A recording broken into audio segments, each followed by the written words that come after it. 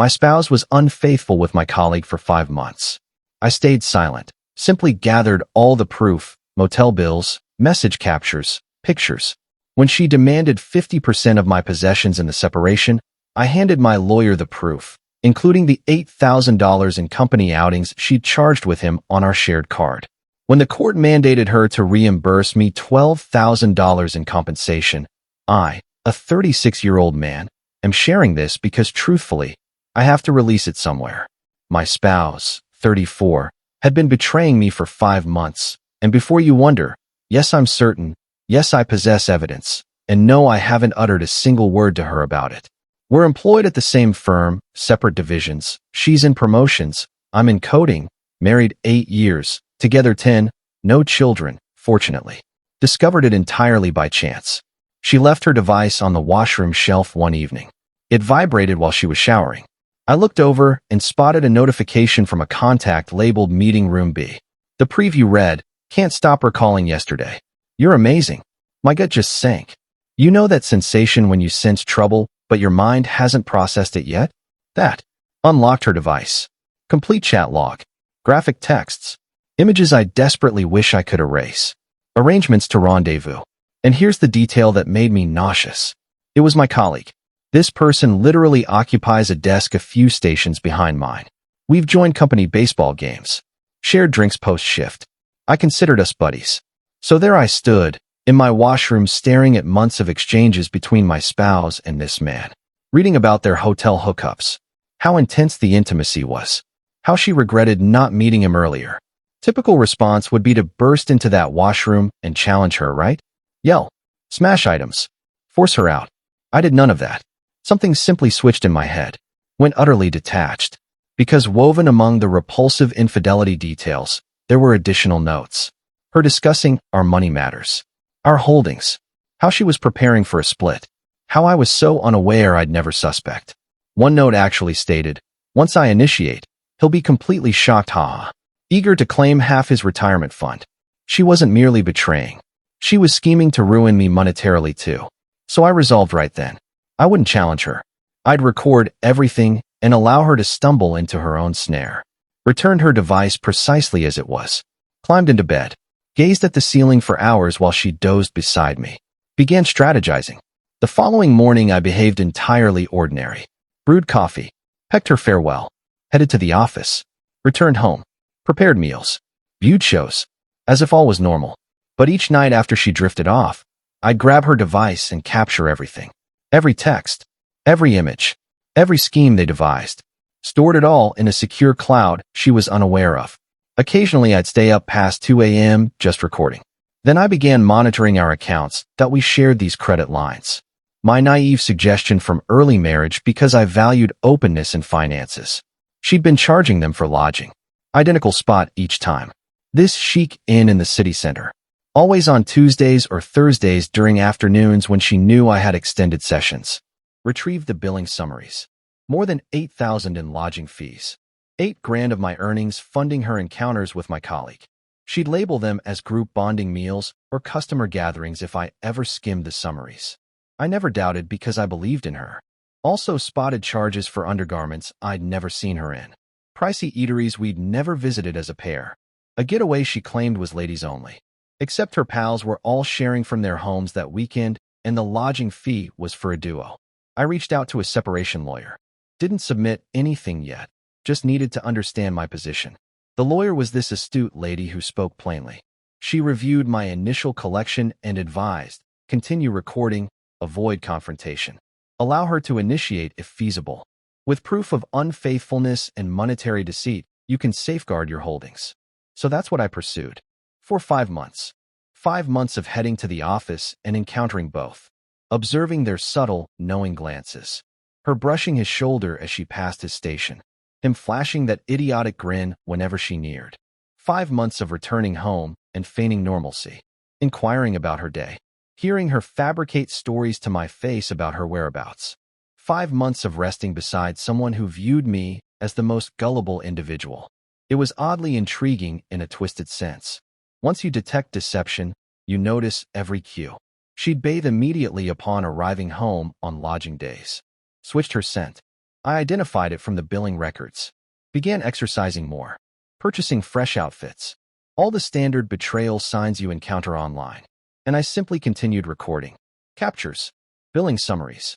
I even passed by that and once on a Thursday and spotted both vehicles in the lot. Snapped images of the plates with timestamps. My lawyer was amazed at my meticulousness. Also slightly worried about my well-being. She inquired if I was managing this. If the mental strain was justified. Informed her I'd prefer 5 months of icy calculation over a decade in poverty due to rash actions. Last month my spouse finally acted. Arrived home one night and requested a serious discussion. Solemn expression. We must converse. I recognized this was the moment. 5 months of anticipation. About to yield results. Fine, what's on your mind? I'm unfulfilled. I've been unfulfilled for ages. I believe we should part ways. No remorse. No rationale for her dissatisfaction. Just a blunt statement. I nodded gradually. Maintained a calm demeanor despite my racing pulse. Okay, have you considered logistics? She seemed almost eased that I wasn't resisting. I feel we should divide everything equally. 50-50. It's equitable. Equitable. The lady who expended $8,000 of my funds on betrayal lodgings believes equitable means having all. And the apartment? We list it and divide the value. Or one purchases the other's share. Whatever works. All right. We ought to involve legal counsel to ensure proper handling. Yes, that's wise. She even grinned, as if proud of our adult approach. That occurred a few weeks back. She relocated to her sibling's place.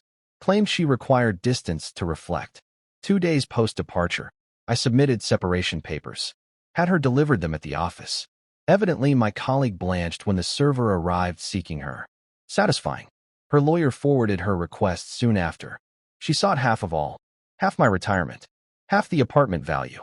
Half our funds. Additionally, she desired maintenance payments since she'd stalled career growth for our union. The figure would have reset me financially at 36. My lawyer's reply was a submission with every item I'd amassed over 5 months. Every capture, every lodging invoice, every card transaction, a chronology detailing each betrayal encounter, images of their vehicles at the inn, and the crucial point. She charged shared cards where I'm the main holder. She's merely an added user. My lawyer contended that's deceit, utilizing joint resources for betrayal without my awareness or approval.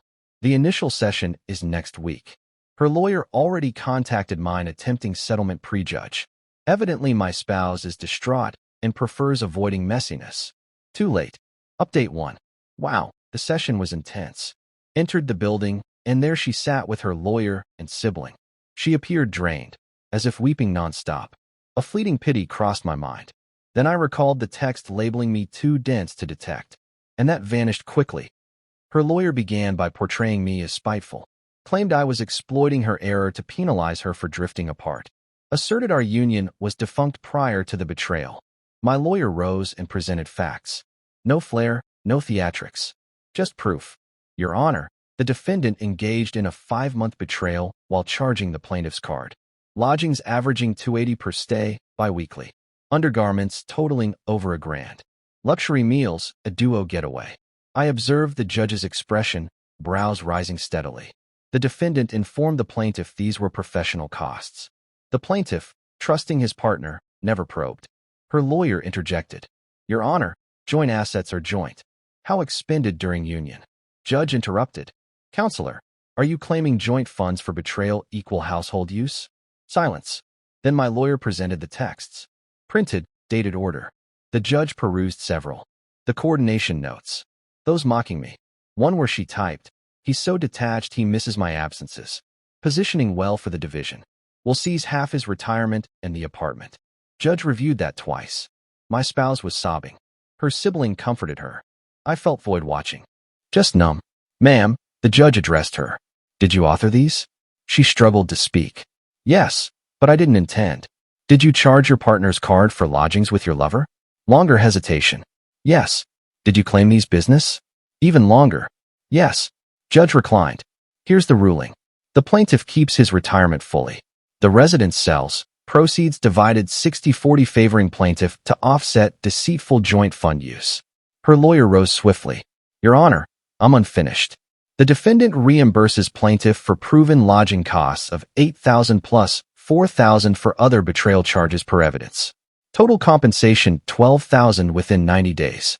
My spouse emitted a pain noise. Additionally, plaintiff's denial of maintenance granted. Defendant fully employed, self-sufficient. Given proven deceit and fraud, no basis for ongoing support. Her lawyer tried again. Your Honor, this is overly harsh. Harsh is deceiving your partner while funding betrayal with their money. Session over and less relevant. We were there under 30 minutes. Outside, my spouse approached. Her sibling restrained her. Please, can we speak? Please. I eyed her. This lady I'd cherished a decade.